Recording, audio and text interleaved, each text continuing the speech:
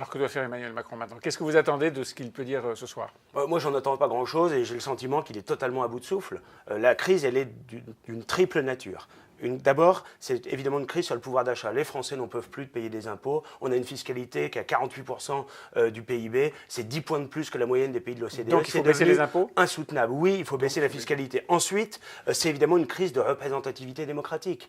Les Français ne se sentent pas représentés et ils ont raison. On est le seul pays en Europe à avoir un mode de scrutin majoritaire qui fait Donc il faut passer à la proportionnelle. Voilà, il faut la proportionnelle. Et il faut aussi une vraie démocratie directe. Mais ça, c'est pas tout de suite, pardon Nicolas Bay. Sur la proportionnelle, ça n'est pas pour tout de suite. Il pourrait l'annoncer, ce serait un signal oui, très fort. C'est au mieux. Il l'avait annoncé.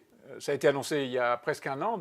Avec une dose homéopathique de proportionnelle. Pardon, mais ça a été annoncé. Donc ça fait partie des projets pour les Eh bien, il faudrait élections. qu'il le fasse adopter. Et puis la logique, ce serait même de dissoudre l'Assemblée nationale pour retrouver pour avoir une majorité claire qui se dégage. C'est comme ça qu'on retrouve une légitimité en démocratie. Quand on est aussi fortement contesté, Emmanuel Macron, il a 20% de popularité. Eh bien, il devrait aller devant les urnes. Ce serait tout à son honneur. Je ne suis pas sûr qu'il ait le courage de le faire.